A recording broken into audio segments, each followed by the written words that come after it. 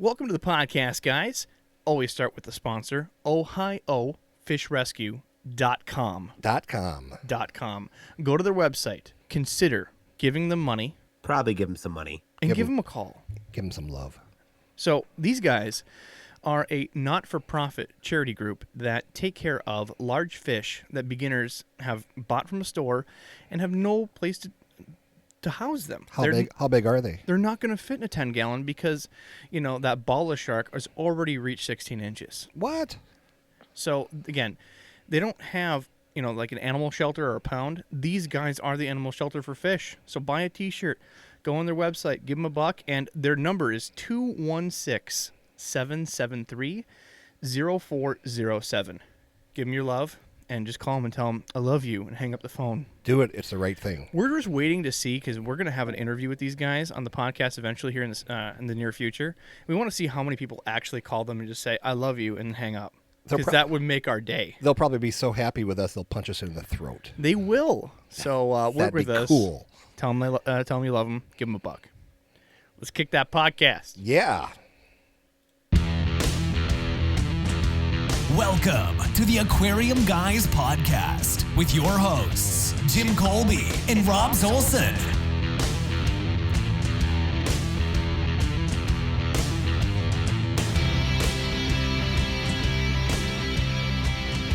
Welcome, guys, to the podcast. Today, we're going to do a off-topic episode. There's going to be no real guest other than one of our fans decided to join us on Discord.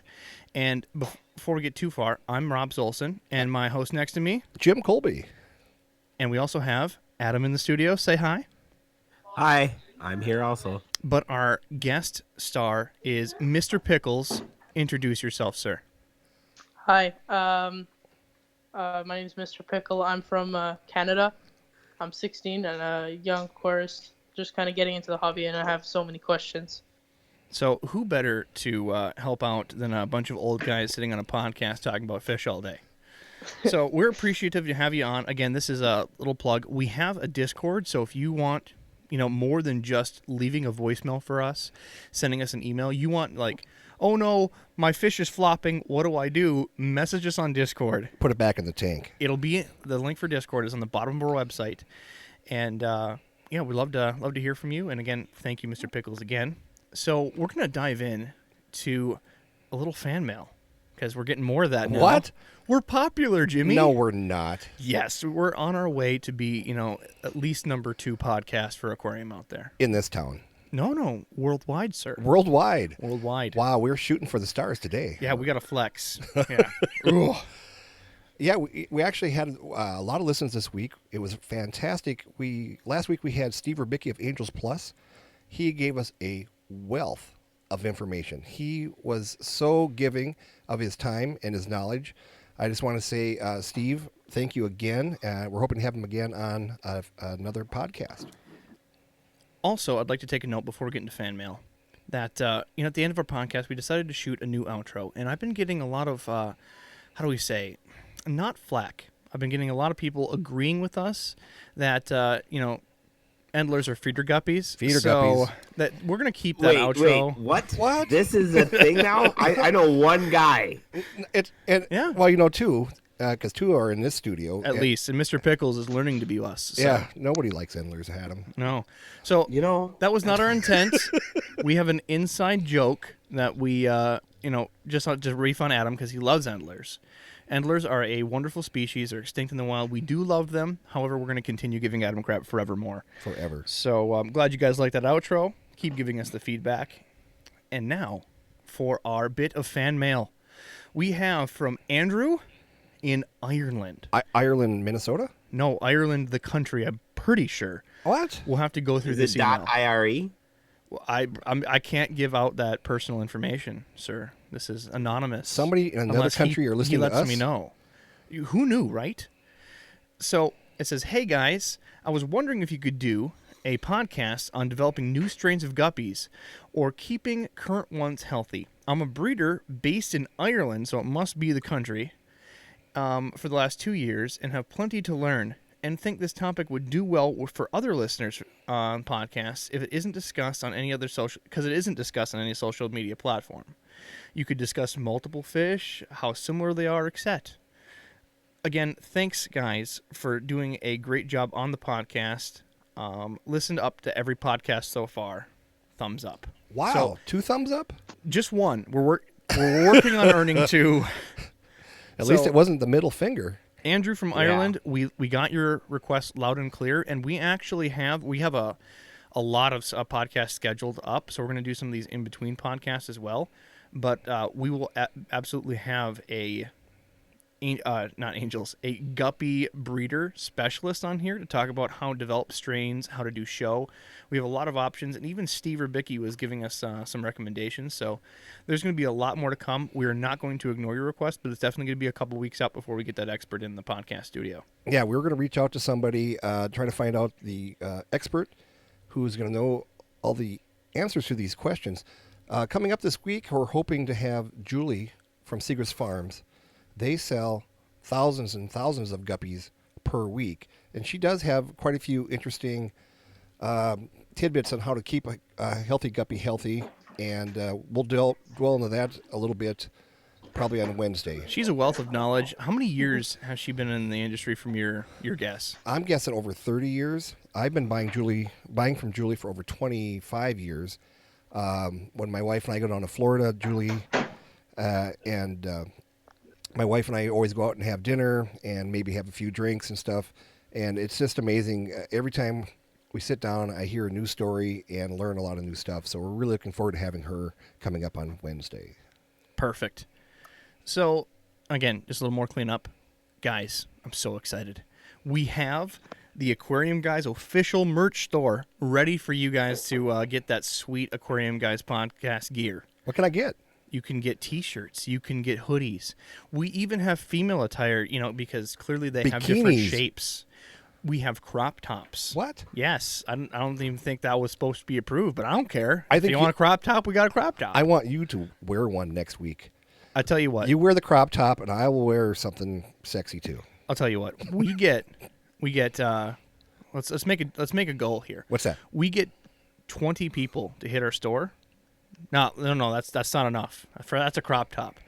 All right, we get 30 different people ordering from our merch store. I will personally buy and wear a crop top and take a picture and put it on our Twitter. Oh, that will make everybody throw up in their mouth. Oh my goodness! I will purge. I want you guys just to take a minute Blow and really chunks. imagine the stretch marks that you're gonna see. Rob's a large man. I'm a very large man. He's large. I'm a lot to love. Yes, it's a community affair to love Rob. It is. But check it out. Again, aquariumguyspodcast.com on the bottom of the website. Merch store. Hit it up. They got great deals. And for the next, I think it's 12 days.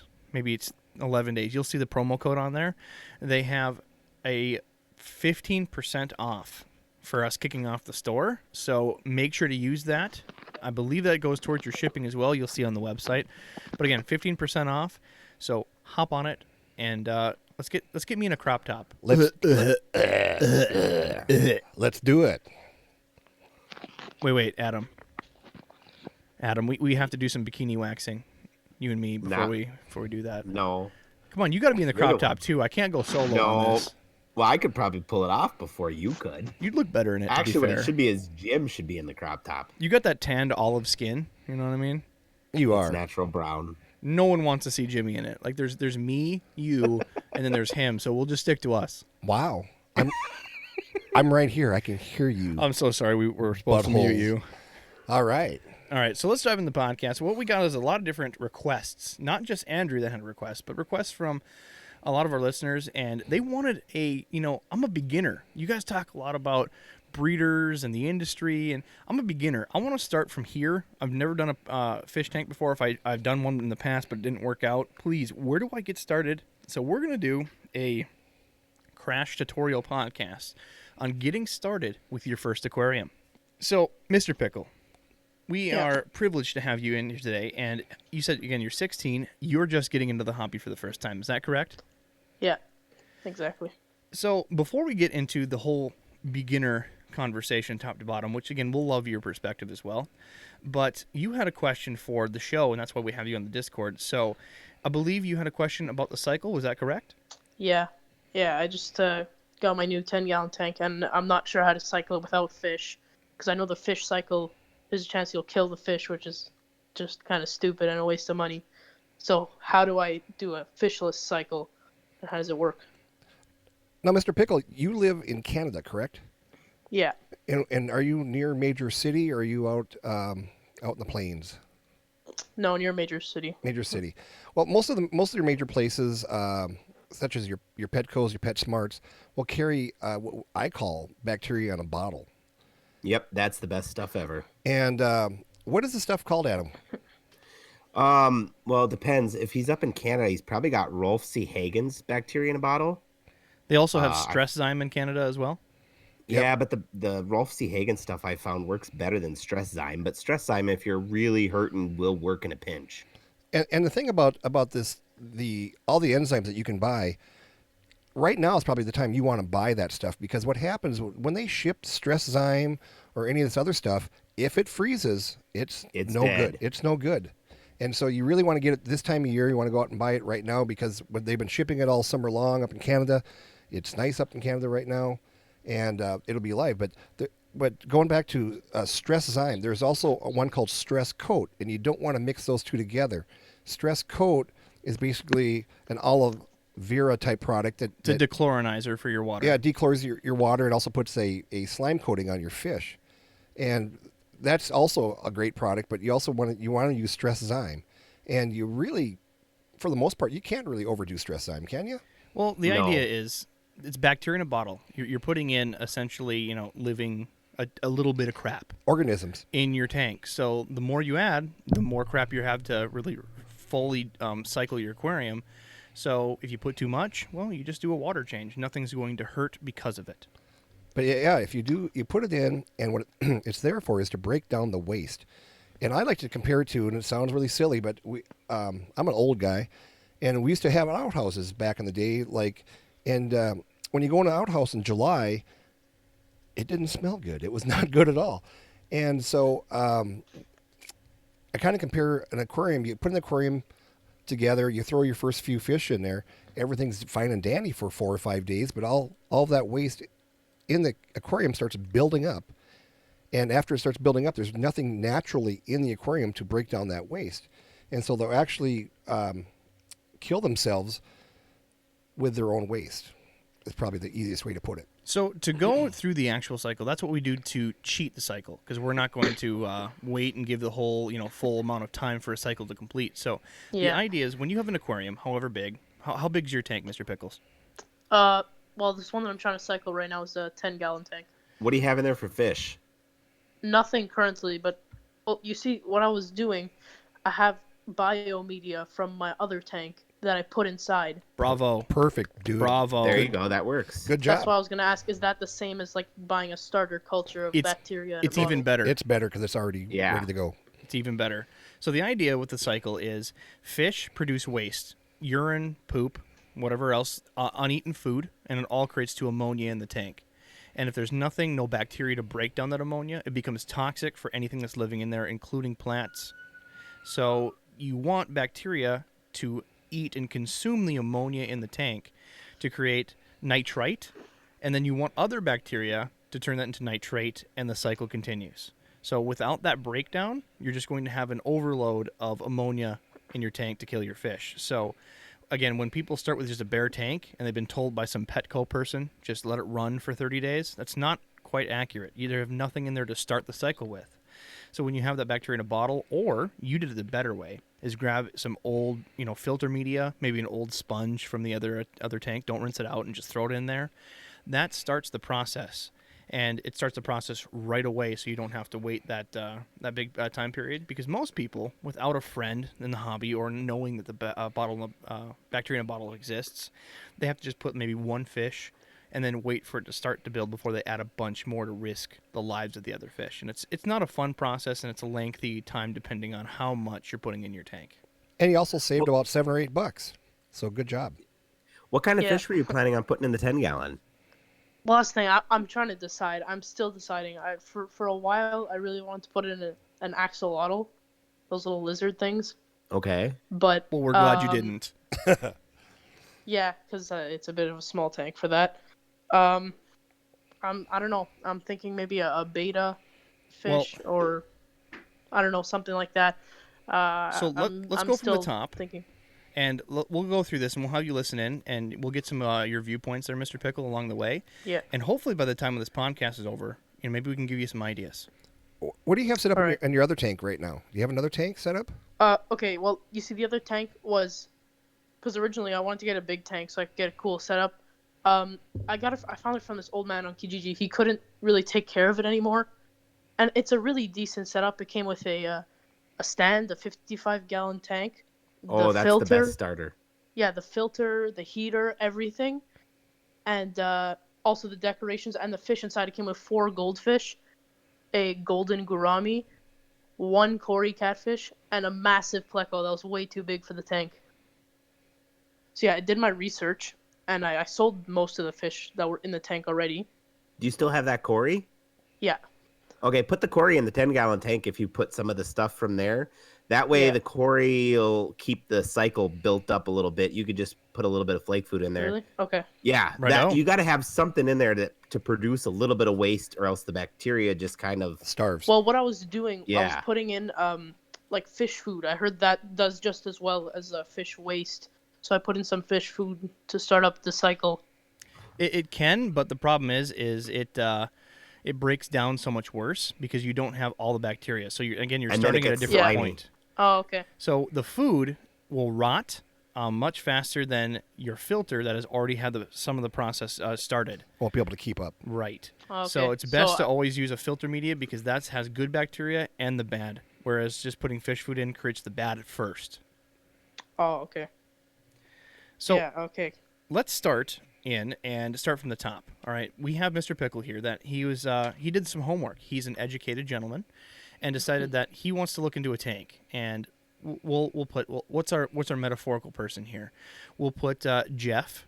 Jeff is 16 years old, and Jeff's looking for a tank, and he has different options out there. So he thinks start small, right? Small means easy. No, small doesn't mean easy. Small means a lot of work. So if you're going to Yeah. pick the size of tank, we really recommend the bigger you can go, the better. And we like to say the most you can afford. But if you're going to start a tank, go on Facebook Swap and Shop, go on your Craigslist, with your mom's help, and try to find a bigger system. 55 is perfect. It's nice and large, and the larger the tank is, the easier it is to take care of. You don't have to worry about if something dies, the ammonia killing the entire tank because you have enough water in there.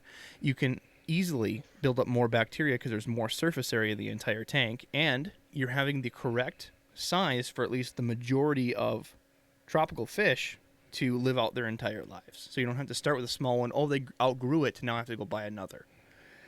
So if you can, start large, but minimum for most of these fish that we'll recommend, a 10-gallon will certainly cut it.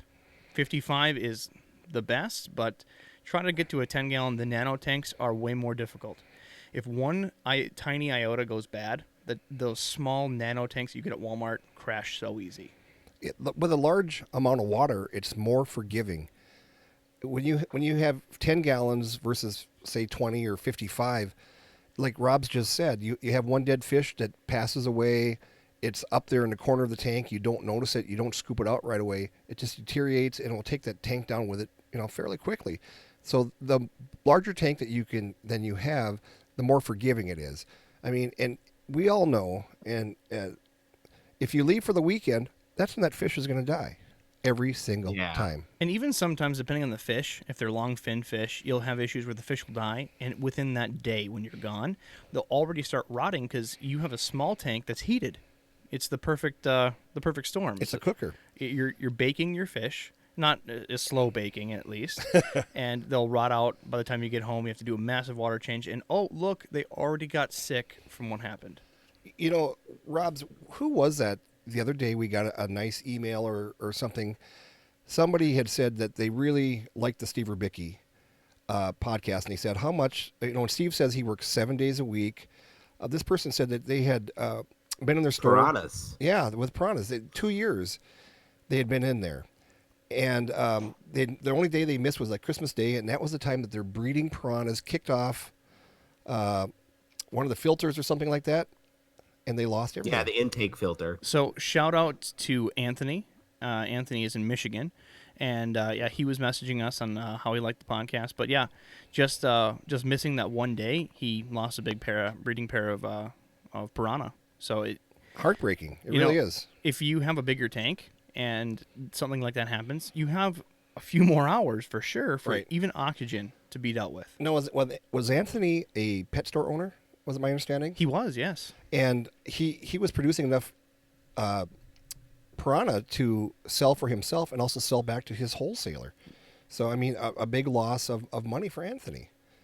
And so, but like, we all have a friend, and his name is Tyler Tolfsrud, and Ty always says to me, he goes, I never say this is my favorite fish anymore, because that's the one that's going to be dead tomorrow.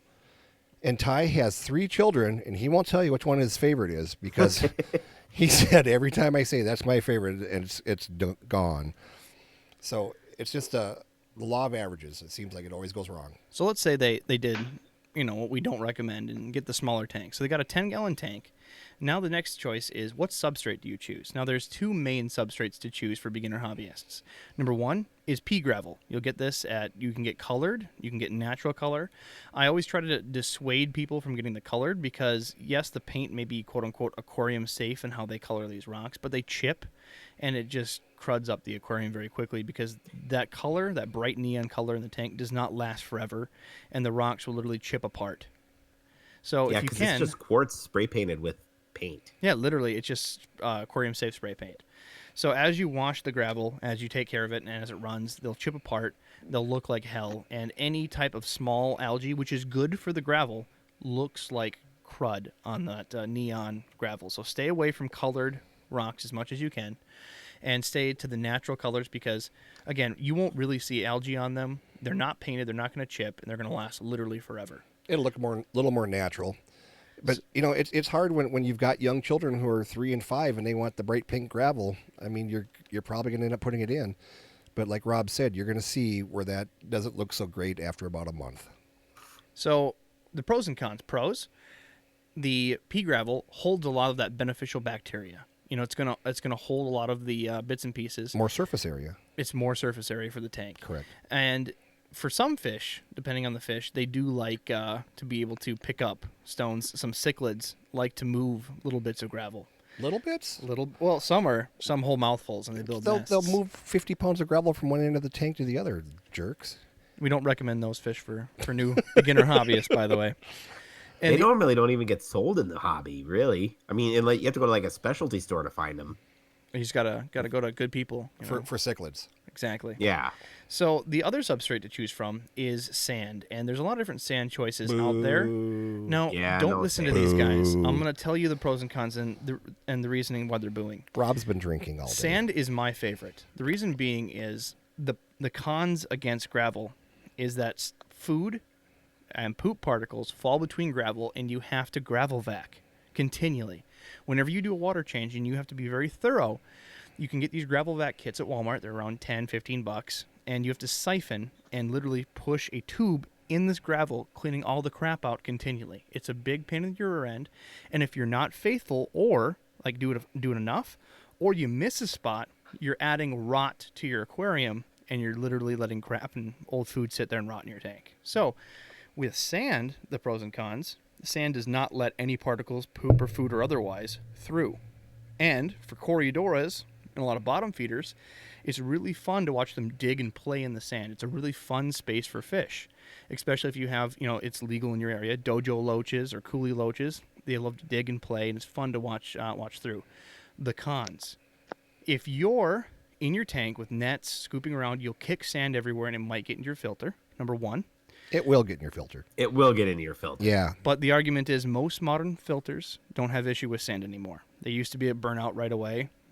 Marine land, all kinds of stuff. I've seen literally like a half inch of sand in the bottom, and they work just fine. So Wait, in the bottom of the impeller unit or in the bottom of the filter basket itself? In both, a little bit in the filter unit itself and the basket. So they have bigger blades. They handle a little bit better, but you still can have issues. It's not, guaranteed to not burn out your filter. And two, every 3 to 4 months, you're going to have to take just a stick. You can use maybe a crochet rod. You can use a dowel and just wiggle it around in the sand to let bubbles escape. So let's say that one tiny piece of something got in the sand. Well, it's going to decay, and it's going to make a little air pocket in the sand because it can't escape because the sand's so tight. So you taking a stick just knocks those pockets of gases out of the sand, and you have to do this about once every 4 months, and it's real simple. And again, those are the real reasons people hate sand. So pros and cons. I personally love sand, and you can get good aquarium sand, 50-pound bag at your local hardware store for pool filter sand. And the reason I say pool filter sand, it's the correct grade, meaning it's not so fine it's going to just cloud up your water and leave particles everywhere. And it's pH neutral because it's just nice, wholesome, pure, nice, blonde-looking sand. Midwestern sand. Midwestern sand. Wholesome sand. It goes to Chick-fil-A sand. Not on Sundays because they're closed. But, $8 for 50 pounds, just rinse it out well, and it works so well and works great for plants. And that's about a 4 or 5 week process of going through, and I hate you, Rob, so much. I am not a fan of sand. No. I'm not a huge fan of gravel either. But, I hate gravel. Sand's way better. But what sucks is that Rob's got a beautiful 125-gallon tank down here with 200 rummy nose. Got plants growing out of that thing like a bevy. I mean, just beautiful. And he's got great success there. But I'm still not a fan of sand. Why don't you just put cement down? It's the same. It's just as hard and ugly looking. Well, Jimmy's going to talk about bare bottom here pretty quickly, but not your bare bottom. Not even a chance of talking about your bare bottom. So those are the main two choices for sand for beginners. There's other See, there you go. There's other sand substrates.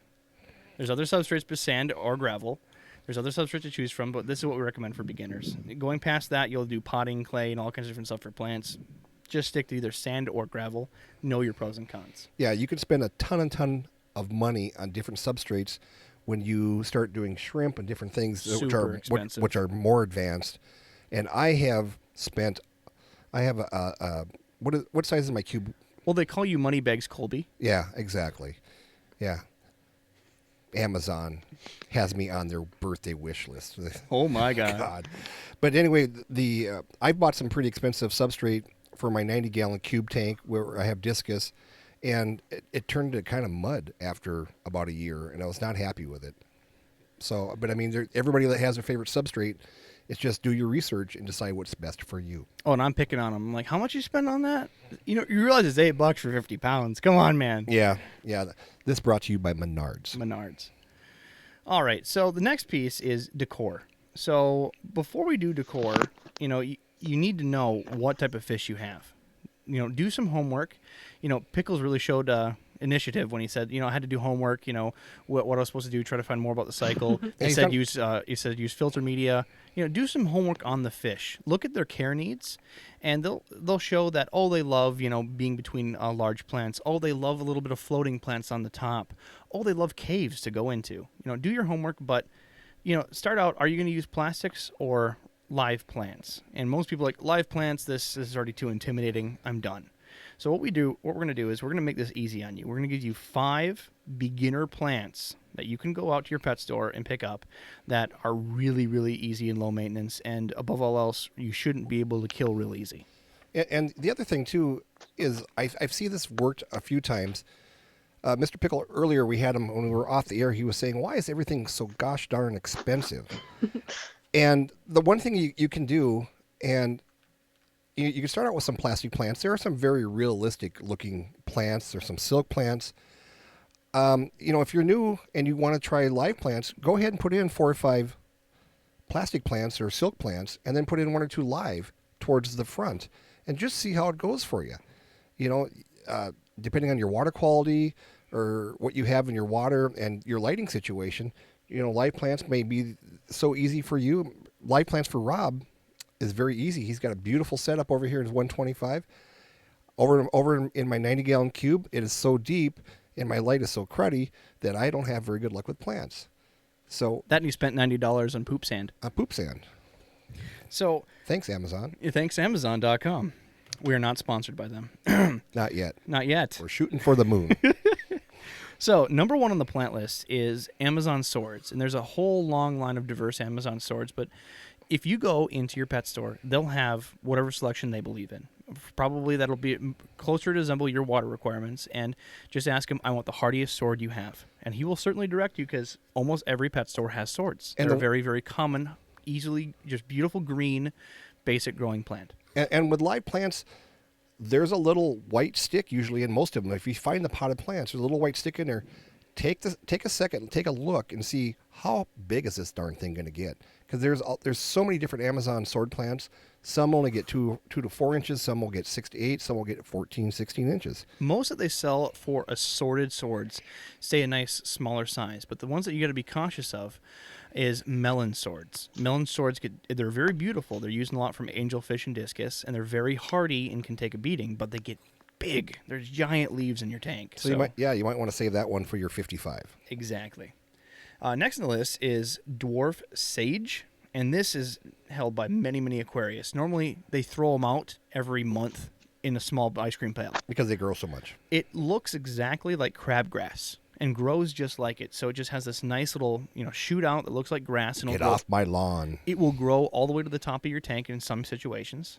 And when it decides to multiply, it just shoots out more roots and continues a chain of grass growing down your gravel. And it'll shoot roots underneath or on top or both. And it just kind of multiplies by itself. And this is one of the plants that you can actually have pea gravel with, because most plants have a lot of difficulties. There's not a lot of nutrition in the pea gravel. So this is a great one that if you're using those actual pea gravel, it will burrow right through it and shoot up and sprout. What else you got? So we have the traditional guppy grass. Very I'm going to hard let you talk about this, Jimmy. Guppy grass. I love guppy grass. Go on the internet, type in guppy grass. It is not easy to find. It took me over 6 months to find somebody with guppy grass. One of my friends who own a pet store, they went down to a convention down, I believe it was like Iowa, and they came back with these bags of guppy grass. And they're great floating type of plant that sits on top. It's not really leafy. It's more kind of forked. But I raise a lot of shrimp, and the shrimp just go crazy gaga over it. And what's nice about it is in a shrimp tank, you got to be real careful for when you start having live plants die. The shrimp love the dead plants, but the dead plants will eventually cloud up your water and make it nasty. Well, if the plants die, the shrimp eat it and create more waste. And Right. It'll be an explosion of waste because they'll eat the dead plants so vivaciously and fast. Yeah, but they with the guppy grass, there's so much coverage, so much area on it where they can just graze and get the algae off of it. And I love guppy grass. And like I said, it's not easy to find. You probably have to go on somewhere like Aquabid, or bug your Buddy to give bug you your a buddy. clump. Yeah, right. And so I recently bought what did I buy? I bought like 6 or 7 bags of it, and I gave some to Rob's. I gave some to my other friend Ty.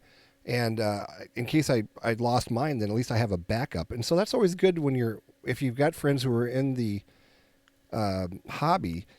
If you've got something like you love, like Adam's got these crappy, what are they called? Antler guppies.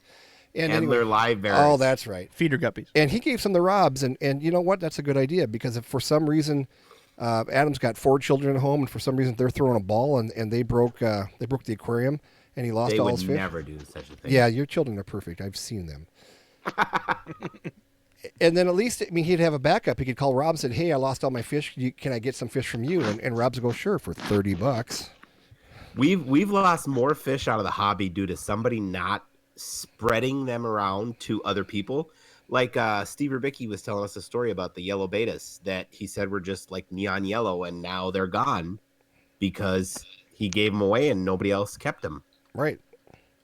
So to go down the list again, to get back on track, we have Anacris. So Anacris is, I'd say, one of the oldest traditional plants because it's so versatile and you can use it in cold water with your goldfish is really why it got popular. So Anacris is this bushy stem looking plant, And this can be planted, it can be floating, and again, the colder the water, the better it works. And how they sell these in pet stores, because most pet stores have them, is they'll sell them with a little, I don't know, like metal lead, It's a lead weight. like a lead weight stuck to the bottom, holding them together in a bunch. Yep. So you can just plant that with the little metal weight that it has, and plant that right in your gravel, or you can take apart the lead weight and just let it float at the top. So it's a very diverse type of plant. And again, if you're using goldfish, great plant to have. Although goldfish, again, they'll probably nom on some plants, but again, does well in cold water on top of tropical. Give that to go, and the best one for last. What's right? that? What do you got? I have just recently, in the last 2 years, gotten into hornwort for the first Oh time. gosh. And hornwort, I'm not exaggerating. I have a 55-gallon rescue tank up in my kitchen, and I planted one piece of it that was floating in a bag. Just one. I'm talking speck. I put it in my tank and planted it, and now every single week I take one of those big ice cream pails full, and I'm not talking just like, ooh, I stacked it. Nope, I'm talking pushed, packed, full. I throw away one every week of hornwort. You cannot kill it. It can work in every tank. You can have it free floating. You can plant it, and if you want it to multiply, you don't have to wait for it to shoot out. You can rip it in pieces and replant it across your tank, and it will grow up from the bottom. In one day, I measured in the most perfect conditions, almost an inch of growth. Are you kidding me? It's amazing. Now, they look like little pine needles. They kind of like the old traditional plastic plants. This is what they model off of, and it just looks like a clump of bushy, needly type plant. They're not leafy at all. But if you want the hardiest, there's no possible way I can kill it plant. That is your best beginner plant I can possibly recommend. Just make sure to not let it overtake the tank, and you're going to have to do some weed trimming. And I have a store, and I buy hornwort, anacris, and that's one of my top 2 sellers because we're just basically a small store. But like Rob said, the hornwort, he's come over to my house with buckets of hornwort, and I throw them in my shrimp tank. And I saw that I had 100 shrimp in there yesterday, and now I look in there now, and I see like I got 6 shrimp because they're all hiding in the hornwort. And that stuff just floats on the top of my tank. I don't plant mine, and it just goes and grows and grows. I hate this stuff. All right, so now decorations. So before we get into decorations, there's these cool things at Walmart that you wanted to talk about. The traditional, what would you say, treasure chest bubblers? Oh gosh, I love those. When I first got in, Everybody. well, go ahead, Adam. No. Go ahead, Jim. You're gonna say everybody hates them? No, they're not my cup of tea, but everybody likes them because they think it's the coolest thing in the world to have them. Yeah, I think they're really lame too, but I just like to get Rob's going. But the treasure chest that you see in there, I used to have one of those treasure chests, and it would chop the head off a fish about once every 3 months. I swear to God, the little treasure, the little treasure chest. Seriously? Yeah, I'm not dead serious. The little treasure chest would pop up and just chop his. Is hilarious. Okay, so I have that, like something like that. I'll buy it from you, Mr. Pickle. So before you go too far, I'd like to point out that, Jimmy's not a young man anymore, and the treasure chests that he has probably were made out of lead, and they were literally slashing heads off. The ones they sell now have smooth edges and are plastic from Walmart, sir. Yeah, mine. But the treasure chests from Walmart that they sell now, the plastic ones, they fade and the paint gets in there and they just get nasty But after they're a cheap. while. You gotta have pros and cons. I'm but- just going to blame the Chinese for that. Exactly. That's the tariffs. That's the tariffs. But they're fun. You need aeration in the tank, and again, we'll go over the checklist of what you should have with your fish, and aeration's real high on the list. So if you have any tank, you're not going to be an expert of how much oxygen do they need. Just make sure you have a bubbler, so you can pick up a nice, a blower, aerator, put the cord right to it, and these bubblers are really fun for your kids. They, don't get a big heavy metal one that chops off fish's heads. And if you get a plastic one, it's probably going to fade and chip, and it's only going to last so long. But they're still fun for your kids, and they're very safe way to get some aeration in the tank and make it look kiddish. Yeah, if you've got young children, they're going to love it. If you're old like me, chops off fish heads, you're going to love it. No, you're not going to love that. But I tell you, I've still got the darn thing. I'm going to dig it out of a box somewhere. And the one I had was heavy. And for some reason, every time this little chest would open up after I fed, it would kind of suck in a little bit of food. and the food would be in that chest, and those fish would sit there and try to time it like they're playing miniature golf. And then they'd get their head smacked. I don't know if I actually ever saw a fish, die, but I saw a lot of concussions happening there. It was kind of like the NFL on Sunday. And but there's a lot of cool. What do I want to say? The old ones. I've got a ceramic mermaid that is just classic that I'm trying to find. Rob's just came over to my house the other day, and he stole my 10-gallon stainless steel tank from what year was that, Rob? Do you think it was? I dated That was it. supposed to be mine. I dated it. Yeah, Adam wanted it. On the hood, right? They had this sweet. The hood is completely intact. Yes, the it's hood. They what you had never find. this 2-prong, not 3-prong plug, because they didn't have grounding back then, right? And on it, this is the light socket plug, right, Jimmy? Yeah. It had patent pending. The patent wasn't even done for the light socket. It was so old. Yeah. So I looked up the manufacturer, and the time the patent was officialized was pre-World War II. So it must be early 1940s, late 30s. Yep. And this is a stainless steel 10-gallon tank with a slate bottom. Usually you can find a tank here or there, but you very seldom get them with a nice top that fits, that's not banged up, because they're stainless steel. They're not rusty. I mean, this thing's in pristine, and I've had it over at my house on a shelf down in my fish room. Rob's comes over, whines, cries. He stole it. He even wets his pants a little bit, and he goes, "I really want that, Jimmy." And I go, "No, just to be a jerk." And so the other day he came over and he goes, "Mine," and he went out the door with it.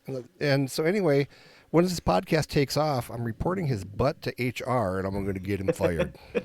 We need to get an HR department first. You know what? Mr. Pickles, my HR guy, and he's going to... Mr. Pickles loves me, sir. All right, you told him about heads getting chopped off, and now he's scared of you. That might have been an exaggeration, but there was a whole lot of guppy concussions. Let's put it that way. So I'm gonna keep off track on this one. And what I did is, Good luck. I took that hood, because having the hood with those aluminum tanks are really hard to find, and I'll post it on our Twitter page to make sure that we have the video on there. I did tweet out a couple times this week. Be proud. Jimmy didn't know what a podcast is. He's podcasting. He's never been on social media, and now he has a Twitter account and posting. That's it, Adam. Pickle, applause. Yes. Yay. Yes. Thank you, gentlemen. Like my brother says, what is Facebook? What is Facebook? I don't have that. So again, we'll post it on the Twitter account. And what I did is I took the original hood, and all the electrical in it was rotten. So I had to remove the electrical, and then I used a LED light strip kit that was waterproof. I wired it into the original switch, the rotating clicker switch, and it works great. Yeah, it looks beautiful. It's got great light. Great light, and again, those tops are stainless steel, so they're reflective. So you just stick on the LED lights, and I soldered it and hot glued the connections to make sure the connections were also waterproof. So when you look at the top, it looks all original. It still uses its same power socket and the same switch, so you turn it on and off the same way you did in 1930. So there's a very good chance you'll be electrocuted and will probably die. Hey, then we don't have to deal with HR now, do we? No. Nana boo boo. Yeah. Stick your head in a metal old bubbler to get your head chopped off. And so he steals this. He runs out of my house like a little kid, and my dog just watches him like, "Oh, look at him go!" And so he brings it home, and he does his hood, and he does a YouTube video. He sends it to me to kind of antagonize me, and then what the jerk did, he has the, I don't know if the word is balls, cojones. He had the cojones to call me and say, "Yeah, it leaks."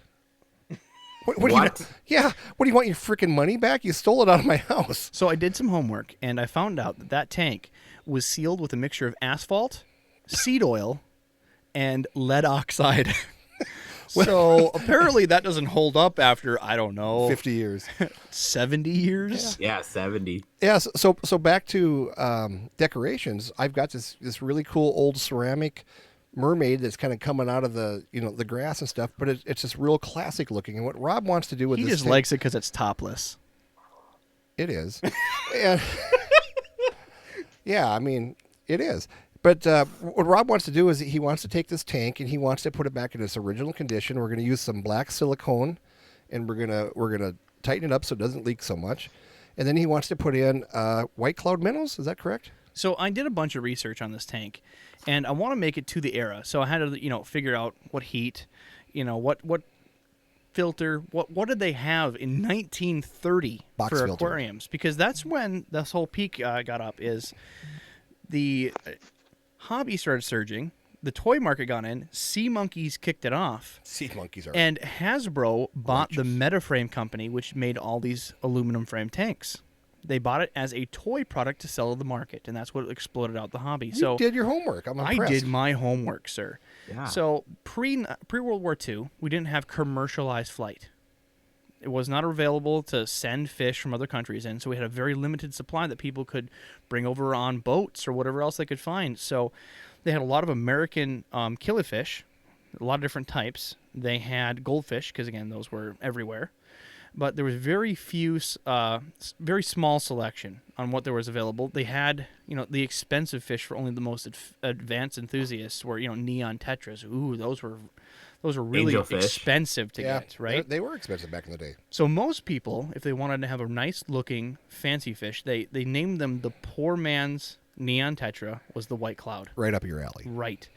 So the reason why I picked those is because in 1930 they didn't have traditional heaters. They didn't have really any heaters. So the reason that they had slate bottoms was not just because it was cheaper than glass at that time, but also because they used Bunsen burners to heat the aquarium. You're just making stuff up now. They had weird pans they put on the bottom and cook a Bunsen burner to keep the aquarium a certain temperature.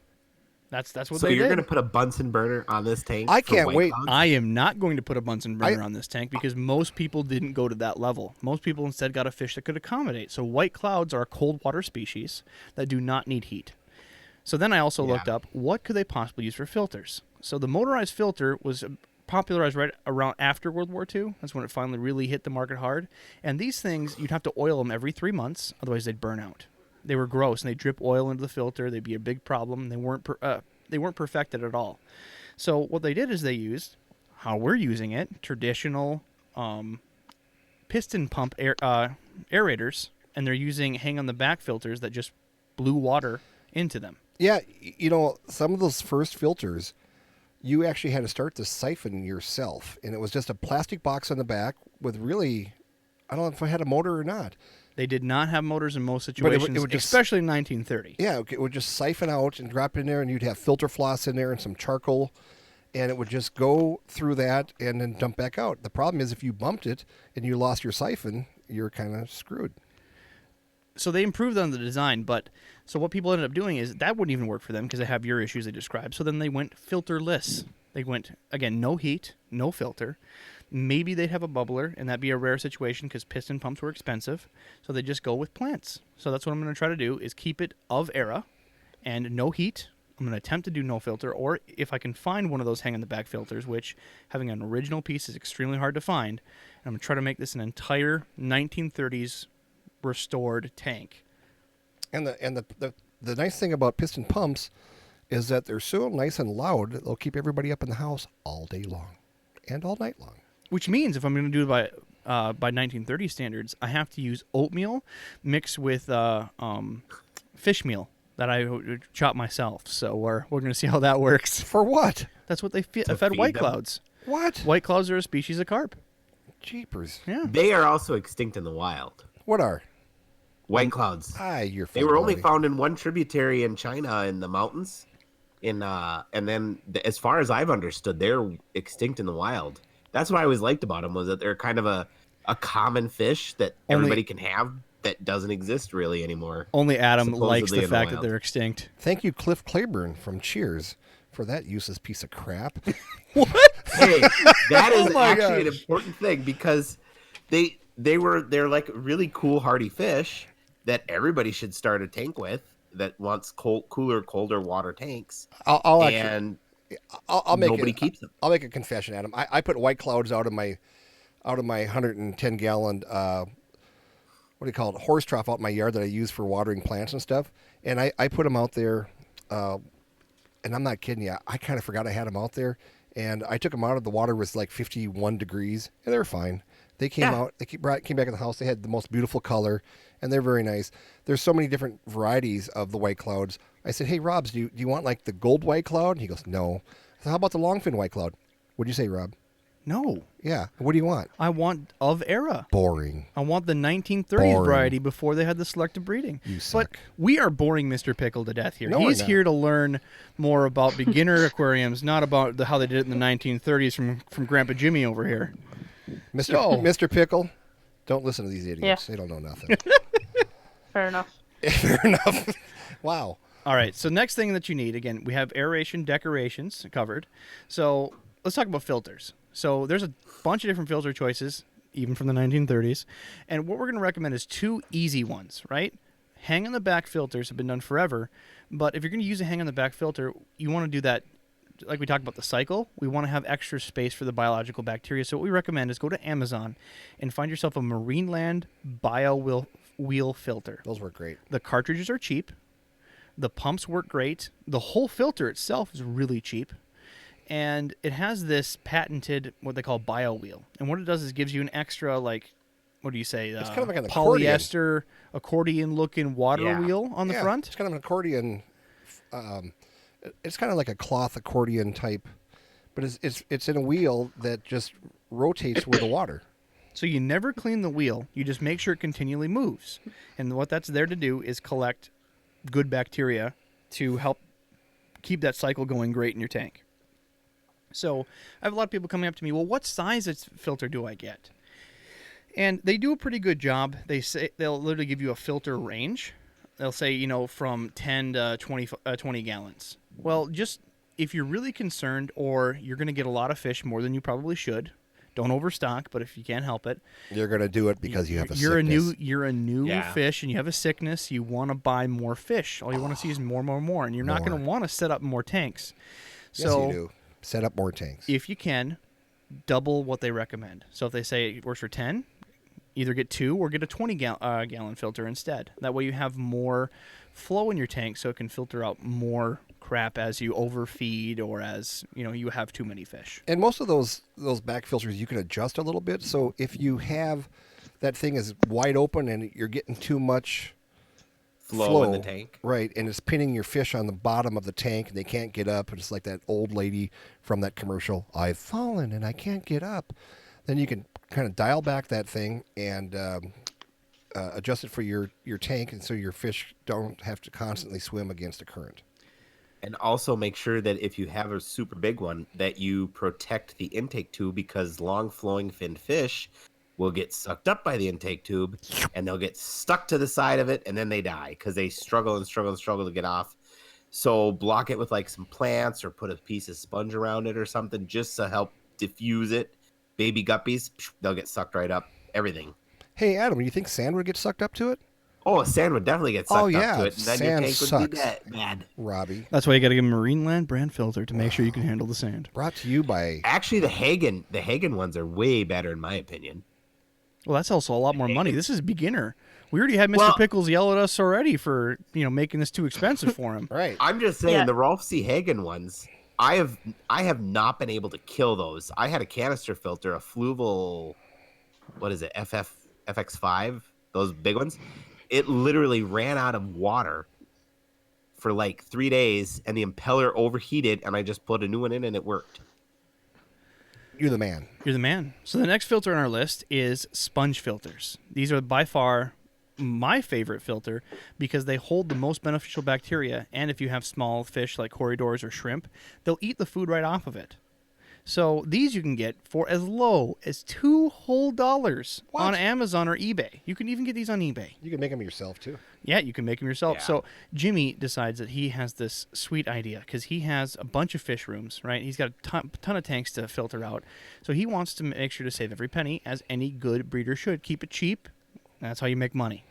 So he decides that he's going to go into a 87 Cadillac and cut out the car cushions to it. Yeah. And then cut the car cushions into squares, wash them out, and then stick PVC pipe out the top to make his own ghetto filter. But that's not the end of it, right? He realizes Is these your car locked sponges- out here? I know, I have to keep it locked. He realizes that these sponges float, right? So he decides to, I'm going to keep it cheap. He grabs a bathroom tile and puts it to the bottom and glues it to the bottom of these square Cadillac car sponges. And it is by far one of the best, do-it-yourself sponge filters I've seen. Well, when I think at one time I had about 450 tanks, and you're going, let me see, what's cheap and effective? And so I made my own sponge filters. Where I got my idea back in the day was actually from Steve Rubicki. And today we were going through some stuff at my house, and we found a catalog from, what year was it, Robs? 1995. In 1995, and back then Steve was selling these sponge filters, and so I was buying them from him for probably about $4 a piece or so. And then once I realized I could make them for myself, I started making them, and I probably made them. I still can make them to this day for about $1. So again, $2 on eBay or $1 by cutting it out of a 1987 Cadillac. Oh yeah, Right. So if you're gonna Okay.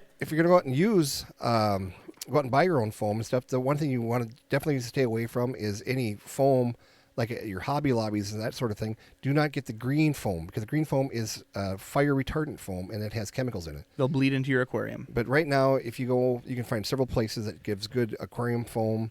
A lot of our people like Steve Rubicki and all kinds of You can get cut Really? sheets of it, actually. Right. Yeah, And- just order online. Just you can get a roll of it, yeah of foam. And to tell you the truth, it's just as easy to make one as it is to make 100, because once you get set up and you can make them, they work wonderful. And when I have all bare bottom tanks for my breeding, and that works out really well for me.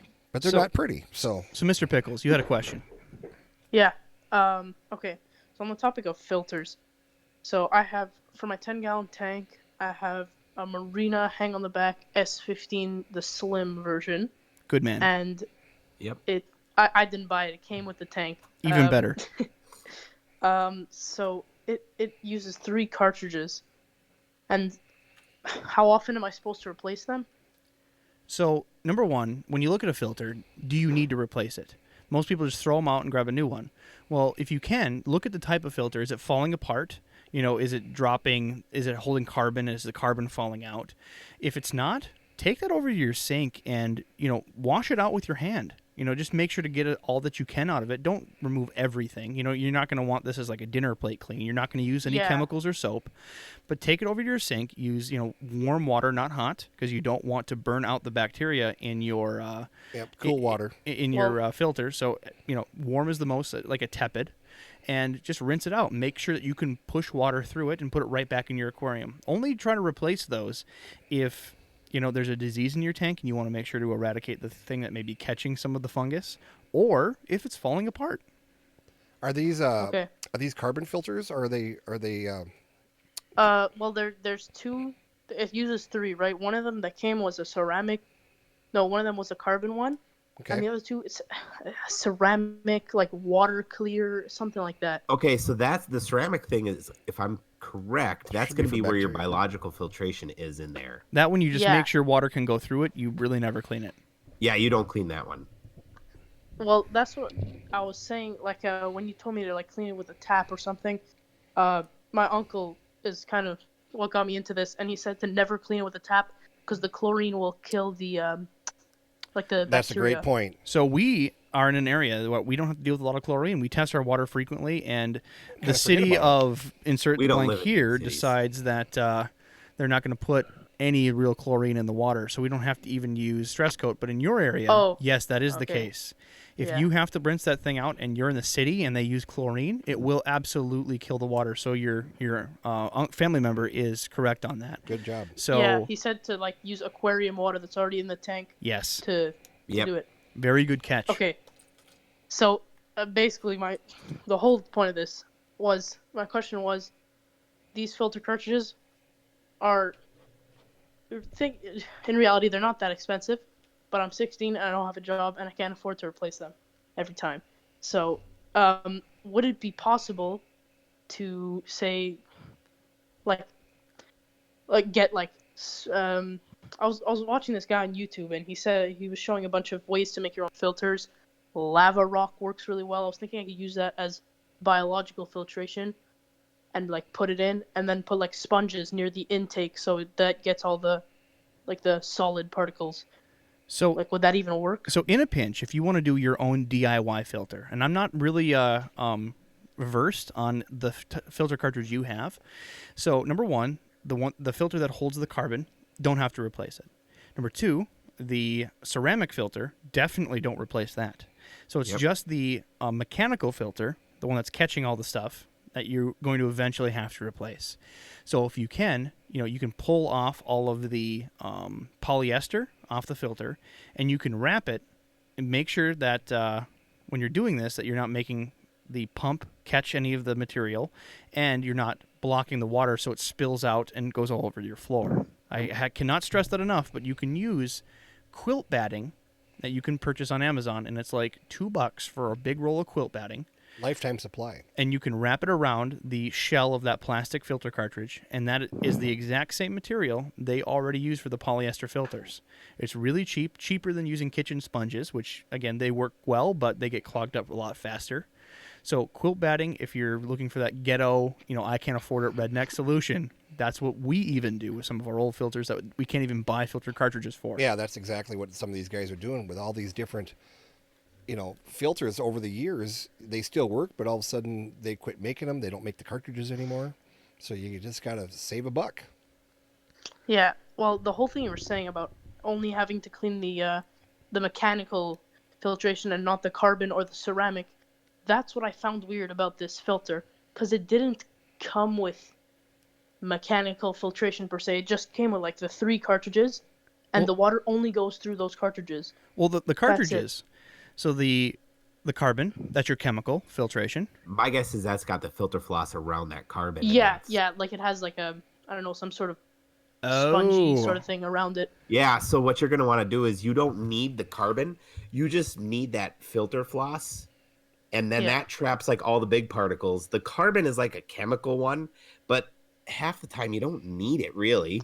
Well, And- that's what I was told, because in my 55-gallon tank, my uncle had told me to take out the whole carbon package little thing that's in it, and I could replace that with biomedia, and that will, like, I don't need the carbon. Correct. That'll work too. Yep. And the thing is too is Yeah. you can also buy bulk carbon, so you can replace the carbon inside that little bag, and that's relatively inexpensive. But they have some stuff like Black Diamond, which is very good carbon, but it's super expensive. So yeah, I think it's a good idea. Where you're trying to save a buck, you're a new aquarist, definitely cut corners where you can. It's not really going to hurt anything. And just for those beginner people that are listening, the carbon is the chemical filtration to try to make the water a bit clearer. The ceramics, or what we call biological media, like beads we put in there, are the biological filtration, where they have the good bacteria sticking to it. And the filter floss, or polyester quilt batting, is the mechanical, where it actually catches the pieces, the crap in the water, the excess food. Mr. Pickle, does your 55-gallon, is that the old style Marineland ones where it's got the double cartridges on it? It's got like an open no. cartridge? No. Okay, which kind is that one? The one that I have, it came with the guy gave it to me with the tank. It's I'm not sure what it's called. I know it's Fluval something. Okay. And it has, like, in the back, it has this big sponge that's like has bigger holes on one side, and on one side it has a lot smaller holes. And then after the sponge, there's the carbon. Okay. then And after the that- carbon's in a bag, right? Yeah, it's in like this little baggie Yep. that you can tell he hasn't replaced. And my uncle said from the way it looks, the bag's probably gonna break, and I'm gonna have carbon everywhere pretty soon. Just throw it away. Yeah. Because Yeah, throw that away. You don't need that. yeah, The so he told sponge, me to save it until it falls apart, and then just cut a new sponge and put that in there. yeah. Well, And perfect. then Well- what else is there? And then there's the biological media, which is like these little ceramic sticks. Okay. Perfect. The little baggie that you have, you could literally take like pantyhose and put carbon in that Yeah. and drop that into your filter, into your big one. Make for sure your you wash Fluval. it. You don't want mom's perfume on it. No. Yeah. Well, no, yeah, he said I don't actually need the carbon, so I shouldn't have to worry about getting that. I could just replace it with biomedia. That would Yep. work, right? That would work just fine. Well, perfect, Mr. Okay, Pickle. so- I appreciate the question. So let's dive on. Again, those are the two main ones. And again, just to go back in the sponge filter, the idea of the sponge filter is you take a sponge, a tube goes in the sponge, and at the bottom of the tube, air blows through, and the water sucks in through the sponge into the tube and out. So it's just cycling the water through the sponge, and the sponge collects all the garbage. That is one of my favorite filters. You can't go wrong. And if it doesn't catch enough, you can either add another sponge filter or just turn up your aerator. Oh, so you only need an air pump? Only need an air pump. Yep. Oh, I thought a sponge filter was the thing you put on the intake of your actual filter. Nope, and we'll That's make a sure to sponge. have a link to a couple good sponge filter options on our Twitter account for you. There we go. So yeah, the thing with a sponge filter, it's more for people who have multiple tanks and are trying to save a buck. They're not pretty to look at, to be honest. I mean, so your filter that you have sounds like an excellent deal. You don't have to really look at anything but the intake tube. So I would continue using that. But sponge filters we use a lot for. They work really well for like a medicine tank. You know, if you've got a quarantine tank, and it's just kind of like off in another room, and it's not your show tank. But yeah, you don't want to use sponge filters so much for a show tank because they're just not pretty, honestly. So the Oh. next couple things on our list is heat. So if you're having anything besides white clouds or goldfish, you have to have heat. And for a beginner aquarist, they have to do a lot of homework of, well, what should I put it at? And I don't know how to read the thermometer correctly. So instead, you can go to Walmart and purchase a very cheap heater, and they're preset heaters. They're based for the average tropical fish, and tropical fish, they an expert might say, oh no, they need 80 degrees. Oh no, they need 72. Well, trust me, both of those fish will live in a 76 degree aquarium just fine. So you're a beginner, go out, get the preset filters or heaters, and real cheap. Pick them up at Walmart, Amazon. You just drop them in, and they're completely submerged. Do not leave the top where you think that, oh, water's going to get in and short my heater. Nope, these are complete submergible heaters that they have nowadays. So don't be afraid. And when you do water changes, watch where that heater is, because if the heater's out of water plugged in, you'll burn it out really, really quickly if it's not submerged underwater. It'll They explode. explode. It won't be a happy camper. You'll either electrocute yourself, your fish. It won't be a good deal. And the And thing, here's go ahead, Adam. sorry. Oh, okay. Sorry, Jim. Here's a trick that I did, and I don't know if Jim was going to tell the same thing. With those submersible heaters, you can put them underneath. You can, because they're fully submersible, you can put them underneath your outtake tube. Your outtake flow of your filter, and then the water will go over that, and then it'll spread the heat more evenly across your whole tank. Don't just stick it far in the one corner, because then it's always on. It'll be like, putting a space heater in your house. The living room will be warm, but the rest of the house will be cold. You want to make sure it's where air's moving, or in this situation, water's moving. I like to put mine at least halfway down the aquarium, just for the fact that when I do a water change, I don't want to have to crawl back and unplug the darn heater when I do a water change, because then half the time I forget to plug the heater back in. The next day I see my fish have got clamped fins, and I'm kind of going, what's wrong with you guys today? And I go, oh, I forgot to plug back in the heater. The other thing you got to know when you're buying a heater is you need to buy the correct size. And each box will tell you that this is good for a 55-gallon tank, this is good for a 100-gallon tank. I think the rule of thumb was, what is it, Adam? Is it like 5 watts per gallon or something? So Yeah, that's what I usually did. And But if you do the submersible ones and you put them in the middle of the tank underneath that filter, you actually could get away with a little bit smaller one. right. And the thing is heaters are not cheap to run. I mean, anything that draws a lot of power, that creates heat, like your regular blow dryer or the heater that you have out in your porch to keep your shoes warm, all that stuff runs expensive. It runs up your heat bill. So that's why you're talking like people with Steve Rubicki, who he heats his room because he's got 400 tanks, and that makes total sense. But when you've only got the one tank, you can of course have the heater. And I think that what Adam said is put it in the middle of the tank underneath your intake, and you'll get better circulation that way. So getting closer to the end of our list is lighting. Most of these tanks that you buy, either if you buy it used or if you buy it as a kit at Walmart or wherever you purchase your tanks on Amazon, they'll come with a hood. If they don't come with the hood, you can buy hoods specially made to fit your tank, and they'll either come with an LED light, which is the preference because one, it's easier in your electrical bill and it doesn't add excess heat to your aquarium, or a traditional screw-in bulb. So it's not necessarily what hood to choose. Any hood that fits your tank will work. It's how long you run the light. So when you're starting up a new aquarium, positioning your house matters. If you're going to put it into a sunroom where there's 3 walls that are nothing but windows, you're going to have a ton of algae without any light. So make sure that you're not putting it into a super well-lit room with windows. You're putting it somewhere where it has a little bit more shade or away from a window, because you're going to have a bunch of green in your tank. So even if you move your aquarium to a windowless room, you're still running your light, and that's still going to create algae. So what I recommend beginners to do, until they realize how much algae is built up in their tank with the ammonia cycle when they're first cycling, is only have your light on from the time, let's say that you're a kid or you're an adult and you go to school, you get off school and you come home, turn your light on then. You'll have your light on for, say, from 3:30 or 4:30 when you get off work or school, and you'll have it running until you go to bed. And that's a good 6-hour cycle where your fish are getting light, your plants are getting enough light, and you're not going to have a bunch of excess algae growth right off the get-go. Later, once you understand, how your plants are growing, how the algae is going in your tank, then you can turn on from when you wake up in the morning to when you go to bed. But to start off of, I always recommend, once you get home from work, turn it on until you go to bed. Yeah, a lot of people want to pretend it's a night light and leave it on all night long.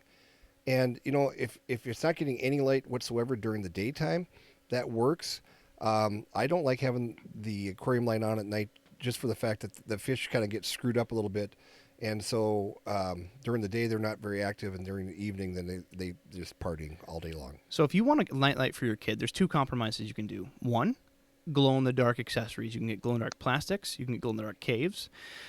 And those work really good. They'll give you a nice, 45-minute light cycle until they fall asleep. It may not be enough to glow the room, but at least enough to attract the kids' attention until they fall asleep. If you still want an actual night light, they have hoods or light accessories that either go white, bright white for the day, and you can turn it on to moonlight mode, which gives a nice blue dim light across the entire tank. But that also does gain a small amount of algae, so be aware of that. But that would be a day and night cycle that will be applicable, so you can have a night light for your kid. Yeah, these new LED lights they come out.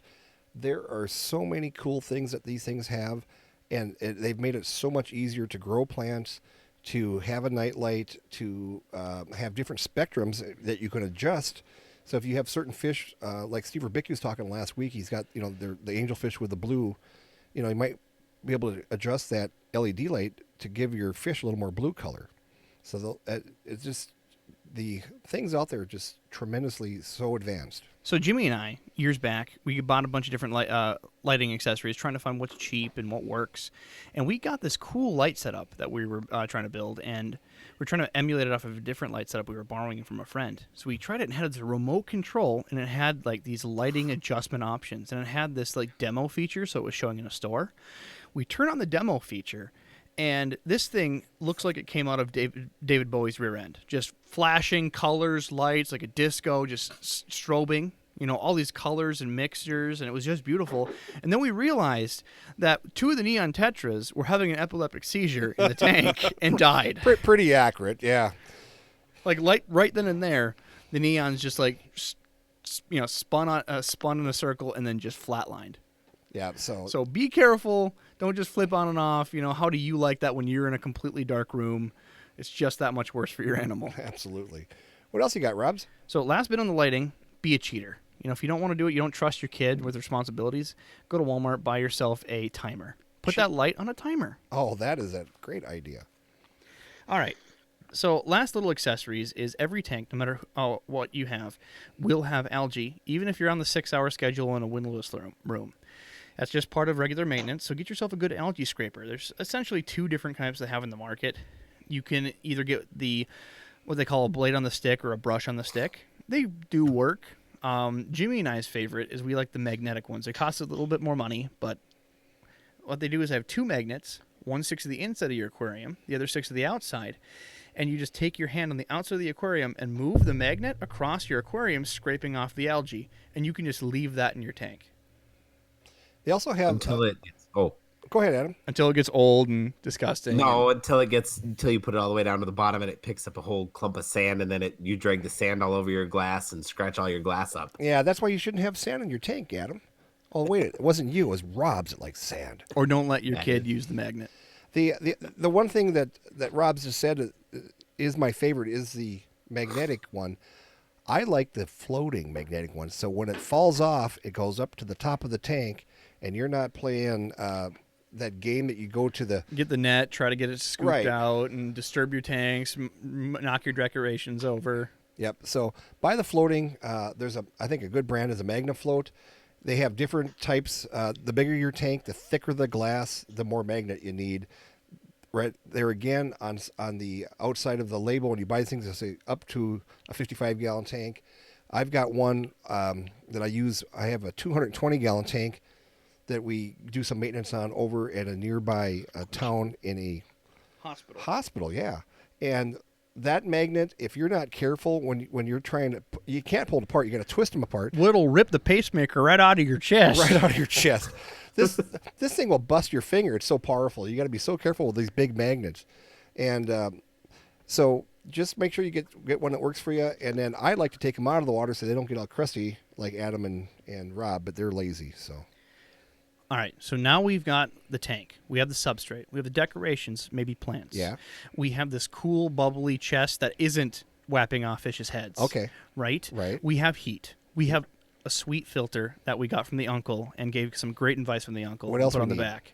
We have lighting. We even put it on a timer because, Mr. Pickles keeps forgetting to shut off the light at night. well, we're golden then. We're good to go.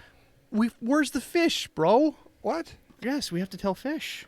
Well, we So- don't need no stinking fish in We there. have a list of fish that we recommend for beginners, and goldfish are not on this list for obvious reasons. Because goldfish poop like Clydesdales. Goldfish poop a lot. They're poop machines. Poop machines Extraordinaires. extraordinaires.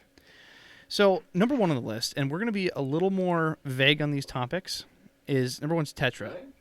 Tetras are great selection for fish.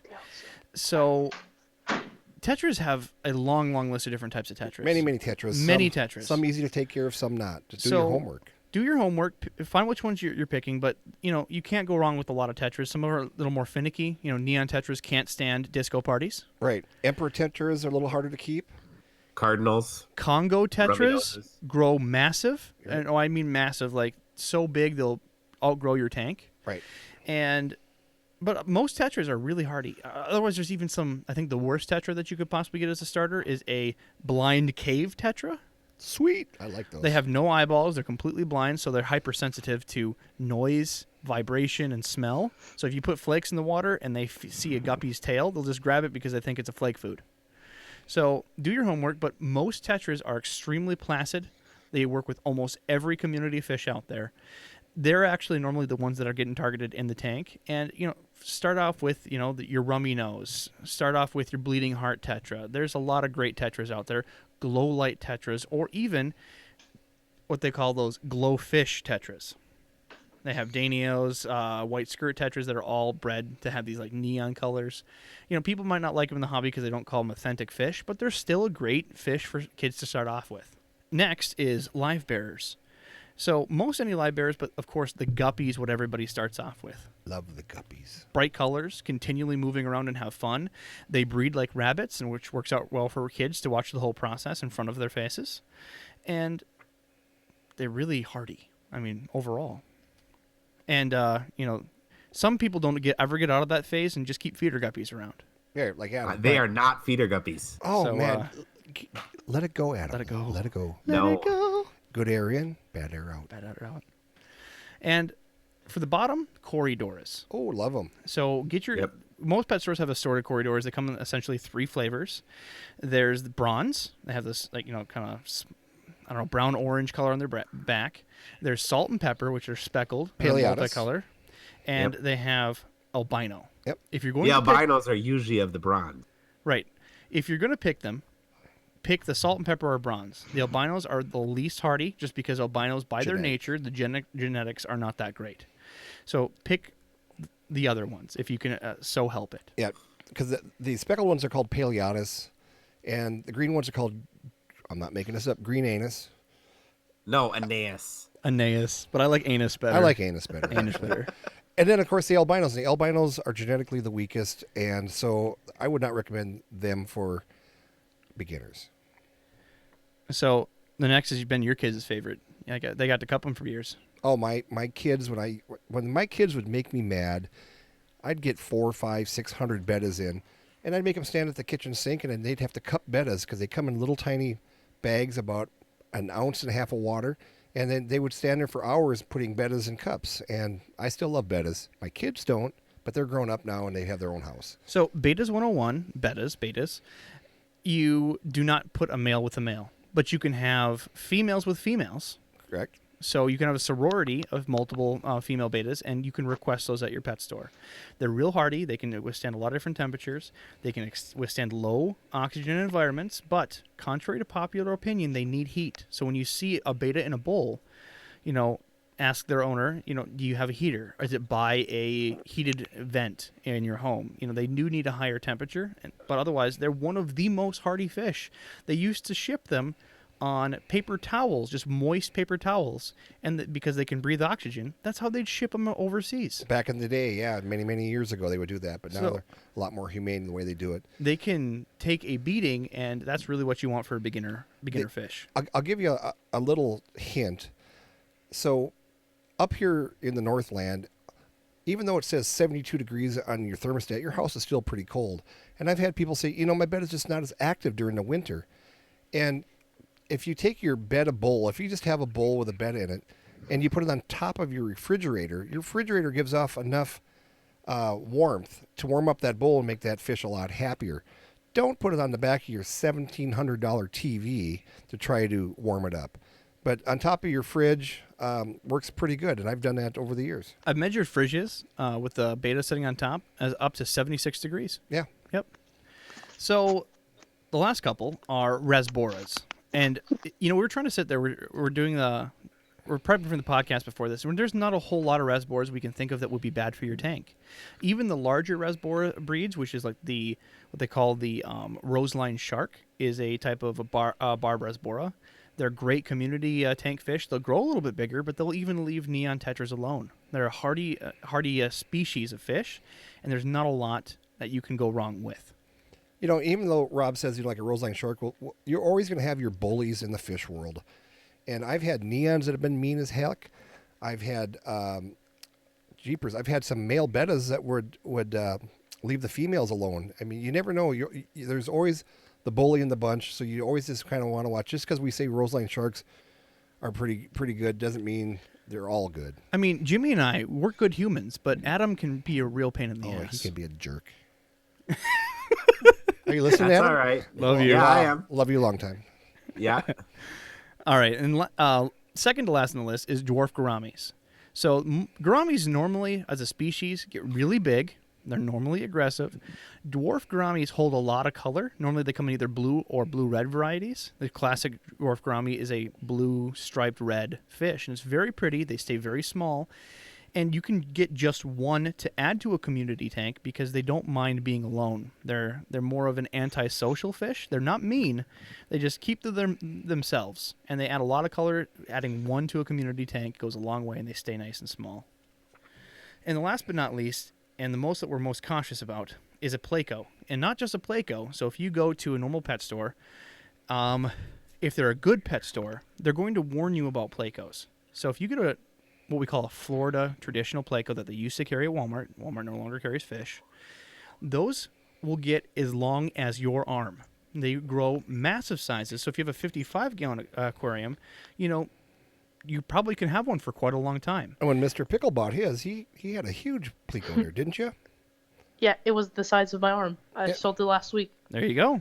Yep. So what you're going to look for, and what we recommend, is bristlenose Plecos. Bristlenose Plecos only grow to about 4 inches max, and they're extremely vivacious and clean all day. But what we were most concerned about is when you're starting out, add the Pleco last. Start up your tank, get a couple fish going, make sure the cycle's working, and give your tank at least a month to start building up algae. So do not add a Pleco to your tank unless you see algae in your tank because they have nothing to feed off of. And then when you do, if you have a small tank, like a 10 or 20 gallon, get algae wafers for them as well because the algae in the tank is not going to be enough to feed them. And if you're feeding flake food, normally not enough flake food ever hits the bottom for them to ever get. And they don't normally come to the top. You'll have your few Plecos that will come to the top searching for food. But for the most part, they're going to lay on the bottom and go, feed me, Seymour. So what we do around here is when we start up either breed Plecos, grow all Plecos, whatever we do, we try to use some of our local harvest. So zucchinis, cucumbers, melon. They love almost all types of melon. I have a crime to report, Robs. So Melon. last Thursday, I was doing my normal job, and I made the mistake of going to this small town in northern Minnesota, and I made the mistake of not locking my door. And I came out, and I had 95 pounds of freaking zucchini in the back. And I look over, and my customers are all laughing their heads off. And this has happened about 10 times this summer. And I thought, oh, zucchini season's over. I was wrong. Everyone in Minnesota, especially, dumps zucchini off on everyone. It's a going joke. Like, I heard this from Jimmy. Not the first time I've heard this. Yeah. People will literally, if you have a truck, like a box bed truck, they will come, if you park at, any local place, a grocery store, they will come and just dump it in your truck because everybody grows it, but no one uses it for anything. Well, they get so gosh darn big. Some of them will get as big as your arm and weigh 10 pounds, they're pretty much useless. But they don't have flavor. You can't use them for cooking. Some of them are Yeah. partially hollow. When I had Plecos love them. yeah, when I had all those Bristol's Plecos that I bought from Stewart down in Arkansas, I came back and I probably brought back about 3,000 Plecos. And so I was telling all my customers, I really want some zucchini if you got some. And that was a mistake. And now I don't have that many Plecos. I got very few Plecos, but I've got a lot of zucchini. I bet you I have 200 pounds of zucchini in my freezer. So, fun fact, like Jimmy just said, zucchini, cucumber, for fish, keep frozen. So slice it up, cube it up, slices work better. Don't use like small cubes, and freeze it in Ziploc bags. It can get freezer burnt, doesn't matter. Just take it. You don't really have to even unthaw it. You can just skewer them to the bottom of your tank in your gravel, and as they melt, Plecos will just come and destroy it. Yeah, right now Rob's has got a pair of Plecos. He's got all kinds of babies, and if you take a piece of zucchini the size of a hamburger slice, and if you put it on the bottom, he'll have 100 Plecos on that darn thing. And as you train them and get them more used to eating zucchini and other fresh goods that you normally throw out, they will literally come eat it off the top of the surface. So you throw a piece in there, zucchini floats, they will go to the surface and suck it off the surface of the water. Yep, and the next day you'll have nothing but a bunch of Pleco poop on the bottom, and the rind. The rind just floats to the top, and you just take it and throw another piece in. But they will. Don't leave the rind in your tank. It's more crap for you to make more ammonia. Right, but they will eat themselves to death. Those things will eat and eat and eat and poop and poop and poop and grow like weeds. So just to recap, tetras, live bearers, corydoras, dwarf gouramis, betas, rosboras, and Plecos after you have algae are all great beginner solutions. Give those a try. And again, we love questions. Thank you, Mr. Pickle, for joining us. It was enlightening. And if you got more questions, we'll certainly follow up with you after, Mr. Pickle. But we love your emails. We love your voicemails you guys send us. So continue to do so. aquariumguyspodcast.com. And on the bottom of the website, again, is our number, 218-214-9214. Give us a call. We'll air your question right on the show. Yeah, we had our best week last week. We've only been doing this for what? How many weeks, Rob? 6, 7 weeks? Less. I think it's like 4 weeks, but we got 6 episodes. This is number 7. Number 7 episode, and we had a tremendous amount of listens last week. Thank you guys for doing that. Please tell your friends to tune in. Please give us ideas. We're not here to say that we're experts on any of this stuff, but we're just here to try to answer some questions. If we don't know the We'll find answer, it. we'll find it for you and stuff. But we're here to help you succeed. That's the only reason we're here. We want you to succeed because people aren't in this hobby anymore like they used to be, and we want to see this hobby succeed because we love it so much. So if you love us, go to our website, buy a T-shirt, get a mug, whatever you can find on our merch store, and again, we'll be ready for your questions. So Adam, what I'd like to do is, you were talking to me about adding a segment to the show. Do we have that ready this week? Kinda, yeah. So what we talked about is doing, you could say, the fish of the episode, since we do this more than once a week on occasion. So what is the special fish of this episode, sir? The special fish of this episode is freshwater candy cane gobies. And they are Awas flavus, I think is their scientific name. Not a But they're beginner like- species. Huh? Not a beginner species. No, not a beginner species, but they're really, really fun. I actually put them in with my discus because they could take the heat of the discus tank. And males are about 3 to 4 inches. They're brightly colored. They hop on the bottom like a classic goby. They love frozen bloodworms, live blackworms, whatever you can feed them. Beef heart? Beef heart. I didn't really have them eat beef heart, but I just had them eat kind of a little bit of mostly insects. Carnivorous. Yeah, they're carnivorous. They never really went for flake food or pellets or anything that I could see, but maybe you could try it with some of the newer pellets that they have out now. Those were some of my most favorite fish because the males would go and they are a little bit aggressive towards each other, but not really towards any other fish. And the males will brighten up and have displays, and they'll throw up their top fins and, show off, and they'll open their mouths, and their mouths are really big, and each other, show off. And the females are a little bit smaller, like 2-3 inches, and they like to hide in clay flower pots or caves. So like most gobies, these species, again, if you can do brackish, certainly put them in a brackish tank. Otherwise, if you're going to have them with other freshwater species, add some salt to the water. That complements them really well. Yeah, I loved them. Those were one of my most favorite fish for keeping because they're just weird, unique. They only come in, I think, in the like March, April. They're a seasonal I think fish. they come from Brazil. Yeah, they're a seasonal fish. You almost never see them because people just don't get them. So what we're going to do is each week we're going to try to grab a new, unusual species that people might not have ever heard of. Most people that are either getting in the hobby or even been in the hobby a long time don't know what's been out there or what is no longer offered. So we're just going to try to do the obscure species of the week or the podcast, and, maybe you'll learn something. Well, Jimmy, is that all you got? That's all I got for you today, Bob. All right, Adam? That's all I got. All right, thanks again, Mr. Pickles.